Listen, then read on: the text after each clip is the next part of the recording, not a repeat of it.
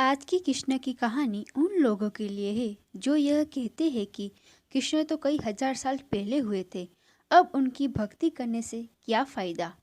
कन्हैया, कृष्ण, नंदलाल या कह लो माखन चोर, कोई फर्क नहीं पड़ता, क्योंकि ये और ऐसे ही अनगिनत नामों से भगवान कृष्ण अपने भक्तों में जाने और पूजे जाते हैं। उनके भक्तों का उन पर आज भी अटूट विश्वास है। आज़ादी की बात की ये बात है ललितपुर जिले में रहने वाली एक सीधी सादी भोली भाली औरत कृष्ण की बहुत जबरदस्त भक्त थी। उसने अपनी भक्ति का यही गुण अपने बेटे में भी डाल दिया था। वह तो दिन रात कृष्ण की भक्ति करती ही थी। उसने अपने बेटे को भी कृष्ण मंदिर में सेवा करने के लिए लगा दिया था।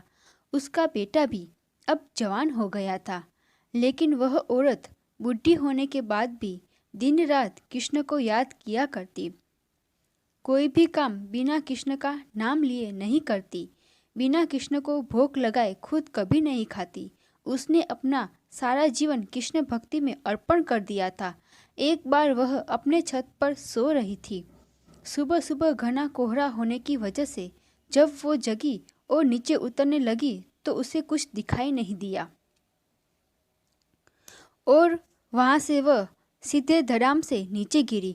इतनी ऊंचाई से गिरने के लिए वजह से उसके दोनों पैर टूट गए और वह अब चलने फिरने में सक्षम ना रही। काफ़ी दवाई कराने के बाद भी उसके पैरों की हालत में कोई सुधार नहीं हुआ और बढ़ती उम्र की वजह से उसकी तकलीफ और ज़्यादा बढ़ गई। उसको एक जगह से दूसरी जगह जाने के लिए रेंग कर जाना पड़ता। जहाँ पहले वह रोज मंदिर जाकर कृष्ण की पूजा किया करती थी, अब उसे 4 कदम की दूरी तय करना भी मुश्किल हो गया। कई दिन ऐसे ही बेबसी में बीत गए। एक दिन उस औरत को कृष्ण पर काफ़ी गुस्सा आ गया। वह सोच रही थी, जिस कृष्ण के लिए मैंने अपनी सारी जिंदगी खपा दी, उसने मुझे चलने लायक भी नहीं छोड़ा। अपने भक्तों के साथ कोई ऐसा करता है भला? अगर ऐसी ही बात है तो मैं भी वही करूँगी जो कृष्ण ने मेरे साथ किया है। अगर मैं नहीं चल सकती तो कृष्ण को भी नहीं चलने दूंगी। औरत ने कृष्ण की मूर्ति के पैर तोड़ने का ठान लिया। उसका बेटा खुद ही मंदिर की देखरेख करता था, इसलिए मंदिर की चाबी भी उसी के पास रहती थी।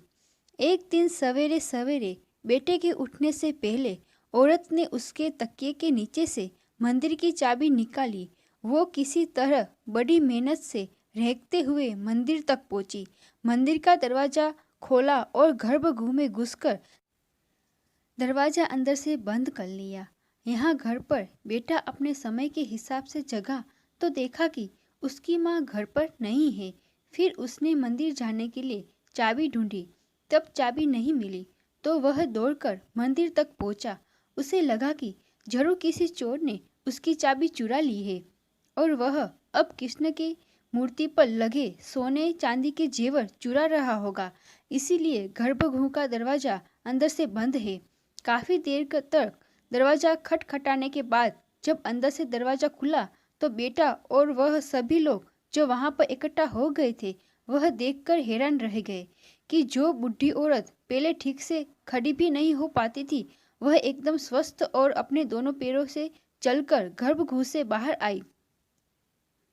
सभी के पूछने पर उस औरत ने अपने साथ घटित हुए इस चमत्कार के बारे में बताया कि कैसे उसने अपने भगवान से गुस्सा होकर सिलबट्टे से उनकी मूर्ति के पैर तोड़ने का प्लान बनाया और उसके लिए उन्होंने गर्भगृह में घुसकर दरवाजा लगा लिया। तब भगवान खुद उसके सामने प्रकट हुए और उसे रोकते हुए कहा कि आप मेरे पैर मत तोड़िए, इससे अच्छा है मैं आपके पैर जोड़ देता हूँ। और जैसे ही कृष्ण ने उसके सिर पर हाथ रखा तो वह बिल्कुल स्वस्थ हो गई। भगवान कब किसी को कैसे प्रसन्न होगे कोई नहीं बता सका। लोगों को लगेगा कि इस औरत को भगवान ने भय से दर्शन दिए, लेकिन उसमें भी उस औरत की जीवन भर का समर्पण और भक्ति छिपी हुई थी। आशा करती हूँ कि आपको हमारी कहानी अच्छी लगी होगी। अगर आपको हमारी कहानी अच्छी लगी है तो उसे लाइक करें, शेयर करें, सब्सक्राइब